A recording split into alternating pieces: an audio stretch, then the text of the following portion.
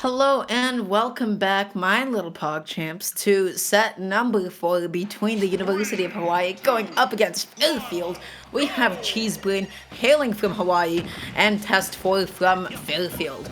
This is a Cloud Game & Watch. This is a difficult Game & Watch. Sometimes he just kind of gets, it's tough. Cloud can pressure the shield. Not a lot of characters can say they do that to Game & Watch because, wow, that is a luxury.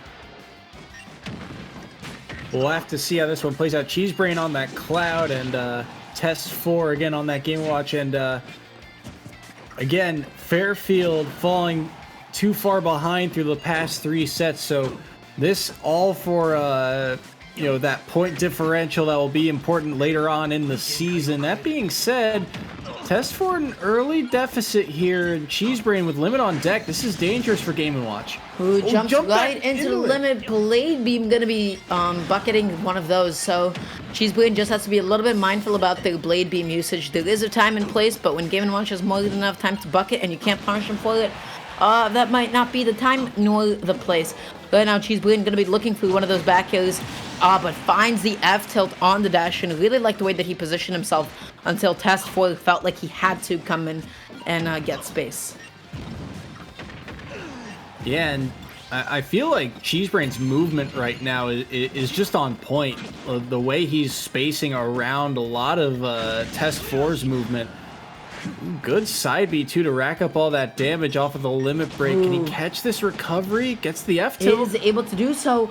Continues to perpetuate his advantage. This should be the edge guard, but Cheesebrain unfortunately not going to be committing all the way. Doesn't really want to dip that low up against Game & Watch. Right now, just sort of playing around the platform, dashing back and forth.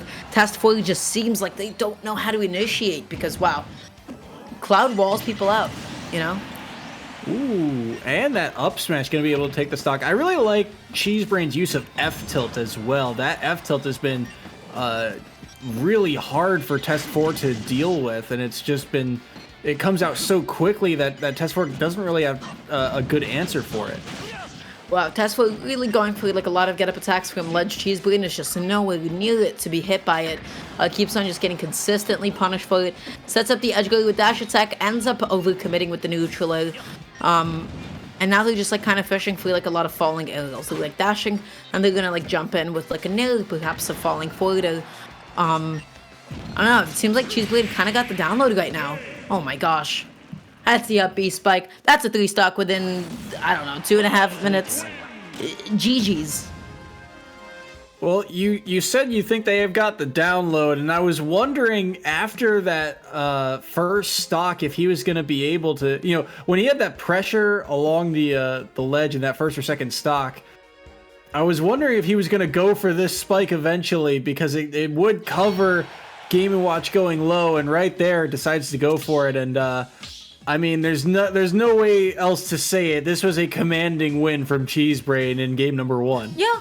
Oh no, they bodied them. But that's fine because you know what? I've seen people get bodied game 1 and they just absolutely sauce game 2. It happens. It's been happening. It's a thing as old as Smash itself. So going into game number 2, Test 4 just has to be a little bit more careful about the way that they're initiating.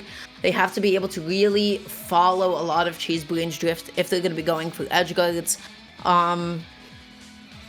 And they just have to be mindful about what Cheesebrain is looking for when he initiates, when he approaches. Because the issue right now is Cheesebrain is kind of getting some hits for free. We're not seeing too many defensive options. We're not seeing too many dashbacks, too many attempts to catch the landing. So playing a little bit more defensively can be so huge right now. Yeah, I agree. I mean, the way Cheesebrain was playing, he was all over top of Test 4 every time Test 4 tried to really initiate. So I think that defensive play style will definitely play towards Test 4's advantage. With that being said, looks like we're going through picks and bans in terms of stages right now.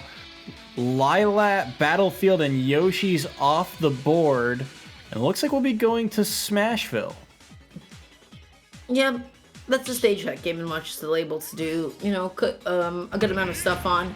Has like a fair, well, never mind, we're going to be seeing the switch to pit. Interesting. The switch to Dark Pit instead of Game & Watch, and I'm not sure. I do think this is a little bit better, but I feel like the play styles are very different. Yeah, you know, Pitt is like really big on just like a bunch of like horizontal combos. I don't know actually. They kind of do a couple of similar things, but like the way that you would space and time things is obviously just going to be really different. Cheesebrain actually maybe misinputting and SDing, going to be dropping the first stock to test for.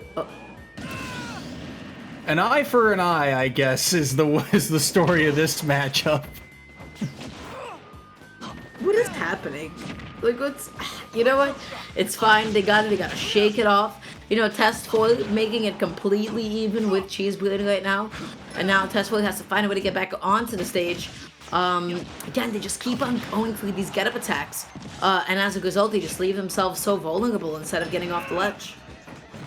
You can tell Cheesebrain's kind of hunting for something off stage there. Those little quick dips off of the ledge. You might have been searching for a down air, but unable to find it, as Dark Pit and Pit's recovery both have a lot of, I believe, invincibility frames. But that being said, limits cross slash, able to take that second stock.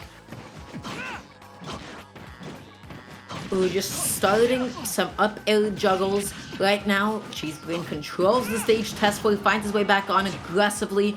They're going to be going for some preemptive arrows, but Cheesebrain really smart to use the blade beam in that position, able just to stuff out those arrows as well. This is such a scary position to be in. Okay, I knew that move could reflect. I don't know how it didn't hit Cheesebrain in that sequence. Yeah, it felt like it should have. Why did it go past him? I want to see the replay of that. But oh man, that's going to be the up B out of the shield to be able to cover the cross up. Oh my gosh. Ooh, the down air not connecting either. Yeah, no, got the side hit, did not get the spike hit. Spike hit is a little bit difficult to actually properly connect. Cheesebrain going to be jumping out, probably going to be looking for something like a back heel. Didn't want to commit to anything a little bit slower, just goes immediately for the grab. This is looking really difficult for Test 4 right now. We'll see if he can find a stock to possibly cut down on this lead.